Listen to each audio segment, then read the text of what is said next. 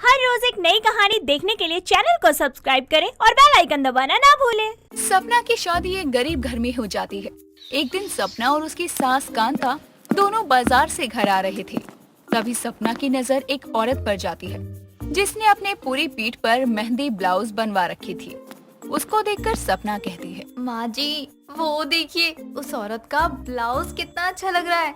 हाय हाय, कितनी बेशर्म औरत है, अपना पूरा पेट दिखा रही है और तुझे उसका ब्लाउज अच्छा लग रहा है। पर माँ जी, क्या बुराई है उसके ब्लाउज में? सब चीजें तो ढकी हुई हैं। मैं तो उसके ब्लाउज के डिजाइन पे ज्यादा फिदा हो गई हूँ। ना बहू, उसके जैसे ब्लाउज के बारे में सोच भी मत लियो। हमारे घर की बहुएं ऐसे कपड़े नहीं पहनती। माँ जी, कब तक आप पुराने ख्यालों में जीती रहेंगी? ये 21वीं सदी है, कम से कम थोड़ा अपडेट तो हो जाओ। तू चुप कर और घर चल सीधे, मुझे समझाने की जरूरत नहीं है, समझी? कांता सपना का हाथ पकड़कर उसे घर ले आती है। कांता का खड़ूस बर्ताव देखकर उसको कांता पर गुस्सा आता है। दिन बीतते हैं। एक दिन सपना घर में बैठकर अपने पति सुरेश के साथ फोन चला रही थी कि तभी सुरेश बोलता है, सपना मुझे फोन दे दो, मुझे लेट हो रहा है। बस 5 मिनट सुरेश जी, मैं कुछ देख रही हूँ, उसके बाद आपको फोन देती हूँ। नहीं नहीं, मुझे लेट हो रहा है, जल्दी करो। बस 5 मिनट ना, बस खत्म ही होने वाला है अब। सुरेश हाथों से फोन छीनकर फोन देखते हुए बोलता है, ये क्या फालतू की चीजें देखने में लगी हो तुम? अरे मेहंदी हाथ में लगाई जाती है, बॉडी पे नहीं। मैं कौन सा कुछ कर रही हूँ, मैं तो बस लगाना ही सीख रही हूँ। जब मैं सीख जाऊंगी तो मैं खुद पर ही लगाऊंगी ना। कितनी प्यारी मेहंदी ब्लाउज है ना। ऐसा करने की सोच भी मत लेना। तुम्हें दिख नहीं रहा है, मेहंदी में ना कोई ब्लाउज नहीं है, पूरा पीठ दिख रहा है। और हमारे घर में ना ऐसा नहीं होता है। आप भी माँ जी जैसा ही सोचते हैं। मैं बाहर से नहीं बल्कि खुद ही लगवाऊंगी, ताकि पैसे भी बचा लूं और मेरा शौक भी पूरा हो जाए। तुमको जो करना है तुम करो, मैं लेट हो गया हूँ। अगर मैं ज्यादा लेट हुआ ना तो मेरा बॉस तो पक्का मुझे मार देगा। एक तो पैसों की दिक्कत वैसे ही है और मैडम को मेहंदी ब्लाउज पहनना है। एक दिन कमाने के लिए बाहर जाएगी ना, तब पता चलेगा। सुरेश खुद से बोलते बोलते ऑफिस के लिए निकल जाता है और सपना भी अपने काम में लग जाती है। ऐसे ही दिन गुजरता है और सपना को जब भी वक्त मिलता वो मेहंदी ब्लाउज देखती और सबके घर से जाने के बाद किसी पेपर पर बनाना सीखती थी। कुछ दिनों बाद वो थोड़ा बहुत सीख जाती है। ऐसे ही एक दिन जब घर पर कोई नहीं था, सपना एक मेहंदी की कीप लाती है और अपने कमरे में बैठकर खुद ही मेहंदी डिजाइन बनाती है। और कुछ देर बाद सपना की ननद पूजा आती है और सपना को कहती है, भाभी ये क्या कर रही हो आप? ये कौन सी मेहंदी लगा रही हो? मैं पूजा, देखो मेरी बात सुनो। अच्छा, तो महारानी मेहंदी ब्लाउज बना रही है? आने दो माँ को, आज तो आपकी खैर नहीं। माँ ने आपको मना किया था ना कि इन सब चीजों के लिए, फिर भी आप ऐसा कर रही हो। कहाँ जाओगे आप ये मेहंदी ब्लाउज पहनकर? देखो, जैसा तुम सोच रही हो वैसा कुछ भी नहीं है। मैं तो बस ऐसे ही खुद पर सीख रही थी। ये सब चीजें ट्रेंड पे है ना, और अगर सीख जाऊंगी तो घर में थोड़ी मदद हो जाएगी। अच्छा, आपको लगता है कि अब हम आपके इस गंदे ट्रेंड से पैसे कमा सकते हैं? छोड़ो, आप माँ से ही बात कर लेना। पूजा इतना बोलकर सपना के कमरे से चली जाती है। कुछ देर बाद कांता आती है और पूजा उसको सारी कहानी बताती है। कांता को सपना पर गुस्सा आता है और वो सपना को बुला कर कहती है, क्या है बहू, तुझे मैंने मना किया था ना कि तू ये मेहंदी डिजाइन की तरफ नहीं देखेगी, फिर भी तू घर में बैठकर खुद पर ही बनाने लग गई। लोगों को पता चलेगा तो लोग क्या कहेंगे?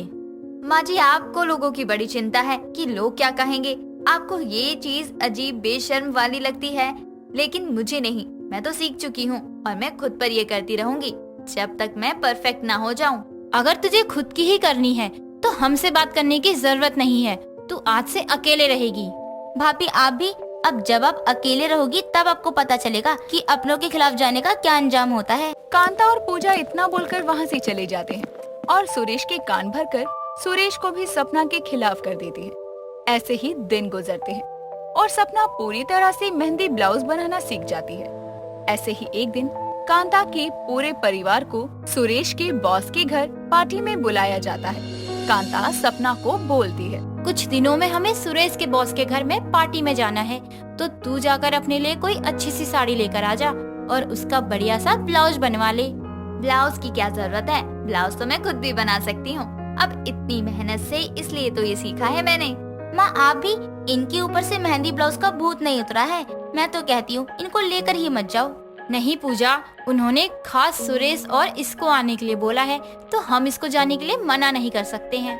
तो ठीक है, हम भी नहीं जाएंगे। वहाँ बेइज्जती होने से अच्छा है हम घर में ही रह लेंगे। अगर भाभी ऐसे गई तो मैं नहीं जाने वाली। हम भी जाएंगे, लेकिन अकेले।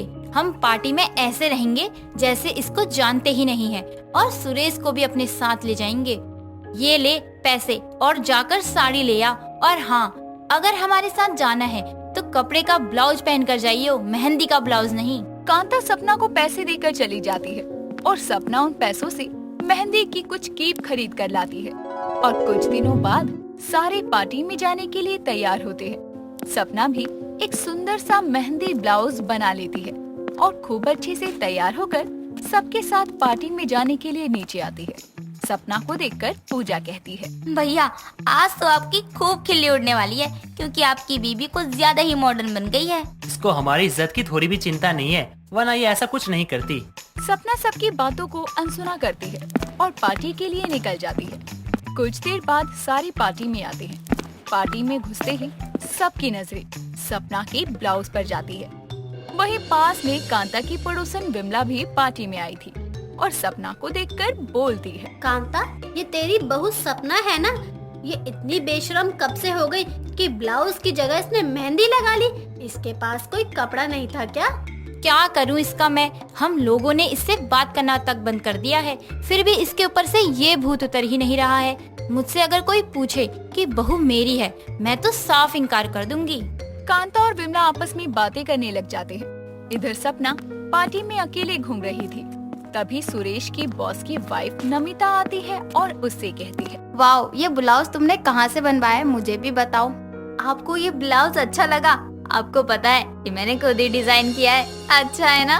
हाँ, बहुत अच्छा है। क्या तुम मेरे लिए काम करोगी? मेरा ना एक पार्लर है जिसमें बहुत सारे लोग मेहंदी ब्लाउज बनवाने आते हैं। अगर तुम हमारे यहाँ काम करोगी तो मुझे अच्छा लगेगा। हाँ हाँ, क्यों नहीं, लेकिन मेरी सास और मेरे पति को अगर कोई एतराज ना हो तो मैं काम कर सकती हूँ। मैं तुम्हारे पति और सास से बात करूँगी, मुझे पूरा यकीन है वो मना नहीं करेंगे। नमिता सुरेश और कांता को बुलाती है और उनको सपना की जॉब के बारे में बताती है और उसके मेहंदी ब्लाउज की खूब तारीफ करती है, जिससे कि कांता को अच्छा लगता है और वो सपना को बोलती है, मुझे माफ कर दे बहू, मैंने तेरे इस हुनर को पहचान नहीं पाई और तुझे हमेशा गलत ही समझा।